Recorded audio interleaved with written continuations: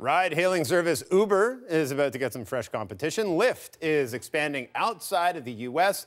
for the first time ever, and in doing so, it's choosing Toronto as its first stop. Tim Houghton is the general manager for Lyft in Toronto. It's nice to see you, Tim. Thanks for coming in. Nice to see you, Peter. You were running Lyft down in Southern California, so you've moved up to Canada to do this.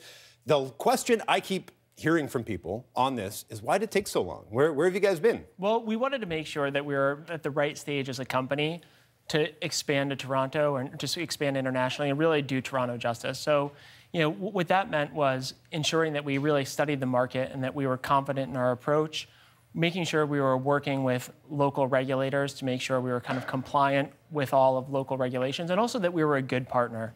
And then it also, involved ensuring that we hired a local team here that we were really happy with.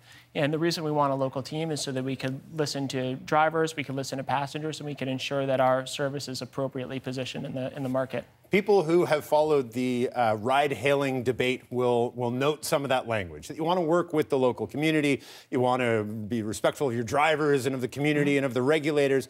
The actual service itself, frankly, isn't that different from Uber. And in a lot of ways, it's the exact same thing. Is it the way that you guys are launching in cities and dealing with regulators and dealing with citizens in those cities? Is that what sets you apart? Well, what really sets us apart is the experience that people have on the platform. And that involves both drivers and passengers. I think our motto at Lyft is really, or our belief in Lyft is really that we should try to treat everyone well. And that involves drivers, it involves regulators, it involves passengers. And what we see is that when we treat people better, they have a better experience on the platform. So for example, we're really focused on treating our drivers well, making sure that they feel a part of the Lyft community, that they're really excited about our brand and driving with us. And we see that when drivers are happy, passengers are happy too. You brought a prop. The one thing that is quite different is when your Lyft or when your car is coming to get you, you'll have this in the window. Yeah, so right? Let me just turn it on for you.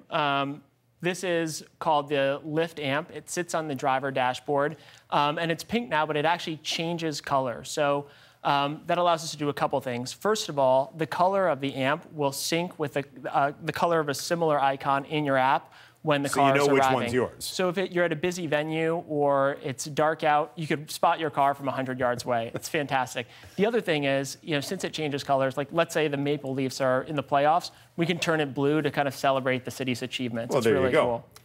And I heard a remarkable stat you were on with my colleague Matt Galloway this morning about how many people have signed up for Lyft already before you even announced you were launching. So before we even announced we were launching, 50,000 people in the city of Toronto had downloaded the app with the intention of taking a ride and hadn't been able to do it because we weren't here. So we recognize the demand, and that's one of several reasons we're coming to Toronto. And when will they be able to take that ride?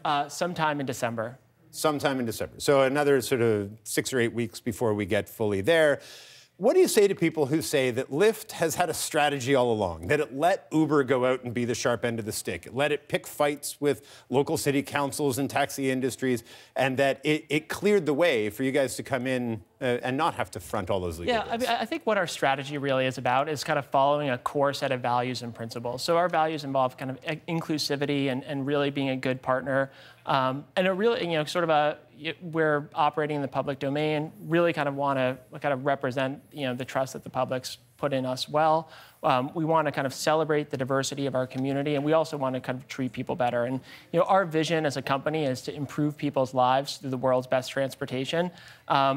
We've been solely focused on that vision as a company, and we really don't allow what's going on outside the company to affect us very much. And I know it sounds hard to believe. We're in an industry that gets a lot of media scrutiny, but we really do just try to stay focused on what's gotten us to where we are today and what we think is going to make us successful in the future. I remember this time about last year, Lyft announced it was going to expand to 100 cities in the United States, and you accomplished that, I think, by March. Yeah. So you guys do move fast when you decide to move fast. Can other Canadian cities expect to see an expansion there? So right now, we're just really, really focused on making sure that Toronto is successful. Obviously, there are a lot of other big cities in Canada. We want to get this one right before we turn our sights to other cities that are in Canada. What is the obstacle? I mean, we've learned a lot from Uber, which astute viewers will have noticed you haven't mentioned that word. You call them your competitor. We've learned a lot from their operations here and from, sort of public transit and other initiatives that are happening here. What can you guys do to make that rollout better, faster, more efficient? Well, I think in terms of kind of making the rollout successful, not only from our eyes and the eyes of drivers and passengers, but also from regulators who are kind of really important in the ecosystem as well, is just a willingness to kind of collaborate, to listen, to really kind of be part of the community and kind of approach the market with a very long-term focus, recognizing that we're going to be working with these people, with regulators for a very long time to come. So that's sort of one of the guiding principles that we have in coming to Toronto, and one of the reasons that we've moved pretty slowly. I think we take a similar view with the driver community as well. We really kind of want to build that sense of community, make sure that drivers are really excited about the platform, excited about Lyft, and proud to drive with us, as we're proud to have them as drivers. And passengers can't get rides yet, but drivers can sign up now, right? So drivers can sign up as of today. Very easy to sign up. You download the app or go to the website, complete an application, and you'll be on your way. Same thing with passengers. Passengers can actually download the app.